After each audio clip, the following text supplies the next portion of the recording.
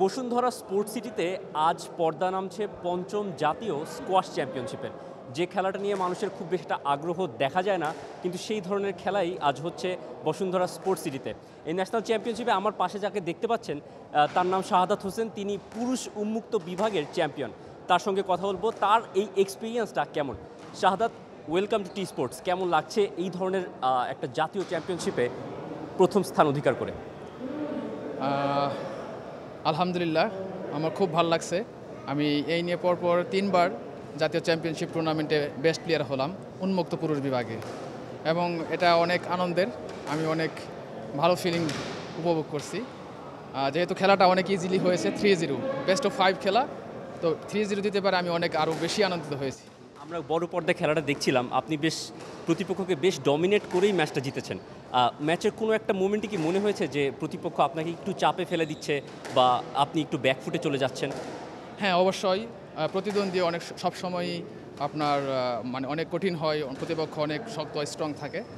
সব মশার বিরুদ্ধে সুরক্ষা দিতে এলো বসুন্ধরা এক্সট্রিম অ্যারোসল, মশার বিরুদ্ধে এক্সট্রিম সুরক্ষা। তো আমি চেষ্টা করছি তাকে ব্যাক সাইডে রাখার জন্য, যাতে আমি কখনো চাপে না পড়ি, এবং পয়েন্ট লিডিং নিয়ে থাকার জন্য, যাতে সে চাপে থাকে সবসময়। এবং এটা আমার একটা টেকনিক, যে আমি তাকে র্যালি করতে করতে পিছনে রাখতে রাখতে সে যখন একটা বল সামনে দিয়ে দিবে, তখন আমি ওটা ঘায়ল করে শেষ করে দেবো। এরকম একটা আমার চিন্তা সবসময় থাকে টুর্নামেন্টের সময়। এবং পয়েন্ট লিডিং থাকলে আমার মনোবল আপ থাকবে এবং খেলা আমি খুব চিন্তামুক্ত খেলতে পারবো।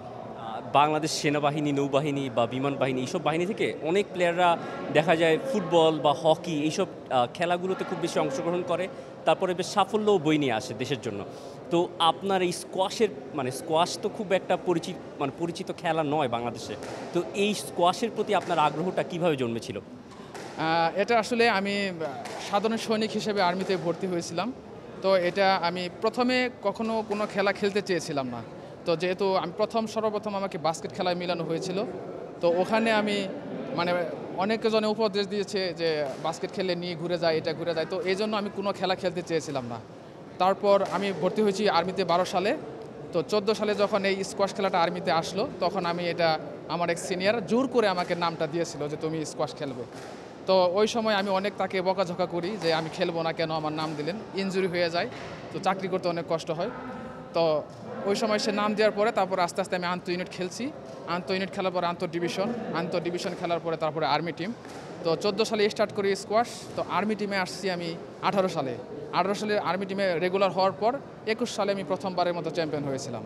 তারপরে আস্তে আস্তে এই পর্যন্ত 5টা ন্যাশনাল চ্যাম্পিয়নশিপ খেলা হয়েছে। তো তার মধ্যে আমি 3টিতে চ্যাম্পিয়ন হলাম, পরপর 3টিতে। আর আগের 2টা মিসিং হয়ে গেছে, ওই 2টা সুমন চ্যাম্পিয়ন হয়েছিল, আর একটা গুলশান ক্লাবের শহীদ চ্যাম্পিয়ন হয়েছিল। বসুন্ধরা স্পোর্টস সিটির এইরকম একটা আয়োজন, অনেকগুলো কোর্ট এখানে আছে, 3-4টা স্কোয়াশের কোর্ট, সব মিলিয়ে ধরেন ফ্যাসিলিটিস বলেন, রেফারিং বলেন, আপনি এইখানে বসুন্ধরা স্পোর্টস সিটির যে সুযোগ সুবিধাগুলো পেয়েছেন এবারে কেমন উপভোগ করেছেন? হ্যাঁ, অবশ্যই বসুন্ধরা গ্রুপকে ধন্যবাদ এখানে কোর্ট অ্যালাউ করার জন্য। এটা প্রথম এই যে কোর্ট করছে, এটা আসলে ইন্টারন্যাশনাল কোর্ট। এটা আসলে কি বলবো, বাংলাদেশের মধ্যে সর্বশ্রেষ্ঠ কোর্ট এটা। এরপরে আমাদের আর্মি কোর্ট ছিল, ওইটার চেয়ে এটা ভালো হয়েছে। এখন এটা ইন্টারন্যাশনাল লেভেলে খেলা চালাতে পারবে। এবং বসুন্ধরা স্পোর্টস সিটিতে এখানে সব কিছুই তারা আয়োজন করছে, খেলার সব কিছু তৈরি করছে, ফুটবল গ্রাউন্ড, ক্রিকেট গ্রাউন্ড এবং স্কোয়াশ পাশাপাশি করছে। বসুন্ধরা স্পোর্টস সিটিকে অনেক ধন্যবাদ যে সুন্দর একটা ফ্যাসিলিটি দেওয়ার জন্য।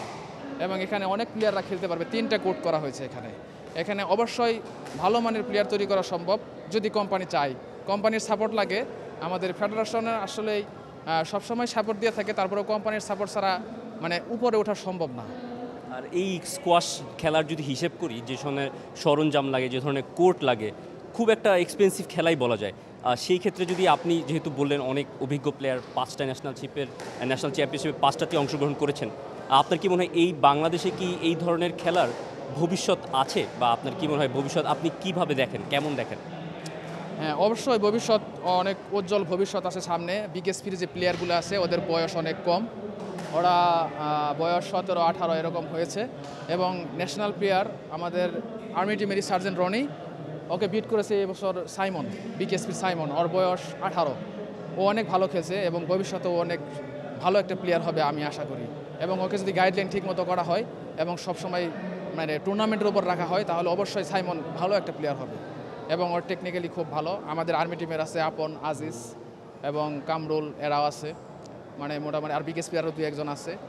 তো এদের মধ্যে বেস্ট সাইমন, মানে ভালো, ওকে গাইডলাইন ভালো করলে ও একটা ইন্টারন্যাশনাল মানে ভালো লেভেলে যেতে পারবে আমি আশা করছি। অনেক ধন্যবাদ আপনাকে আমাদেরকে এত সময় দেওয়ার জন্য, আর অভিনন্দন আপনার আগামীর পথ চলায়। Thank you. শাহাদাত জানাচ্ছিলেন তার সাফল্যের কথা, আর ভবিষ্যতে জাতীয় স্কোয়াশ চ্যাম্পিয়নশিপের যারা অংশগ্রহণ করেছেন তারা কিভাবে দেশকে বড় পর্যায়ে নিয়ে যেতে পারেন সেই সম্ভাবনার কথা। For more updates, subscribe to our YouTube channel and click on the bell icon. Follow us on Facebook and Instagram. Download T-Sports app to enjoy exciting games and highlights. Visit tsports.com.